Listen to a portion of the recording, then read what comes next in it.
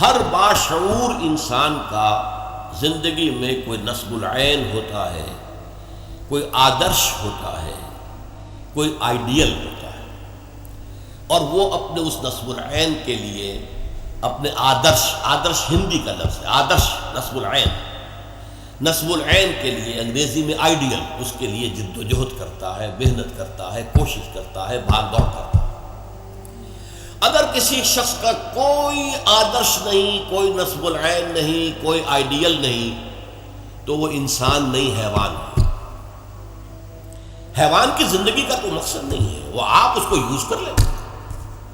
آپ نے بیل کو جوت لیا اپنے حل کے اندر، آپ نے استعمال کر لیا، ورنہ وہ تو محض انسٹنکٹس کی بنیاد پر زندہ ہے۔ پیٹ کھانے کو مانگتا ہے، ادھر سے ادھر سے کہیں نہ کہیں سے اپنا پیٹ بھرتا ہے۔ سیکس ہے اس کے اندر، پروکریشن کے لیے، نسل کو جاری رکھنے کے لیے وہ پورے کر لیتا ہے۔ اور ہم اکثر حیوانات ہوئے جو کوئی نہ کوئی گھروندا بناتے ہیں، کوئی بھٹ ہے، کوئی پرندے ہیں تو گھونسلہ بناتے ہیں۔ یہ ان انسٹنکٹس کی بنیاد پر حیوان جی رہے ہیں، ان کا اپنا کوئی مقصد نہیں ہے۔ تو جو انسان اس سطح پر زندگی گزار رہا ہے وہ حیوان ہے۔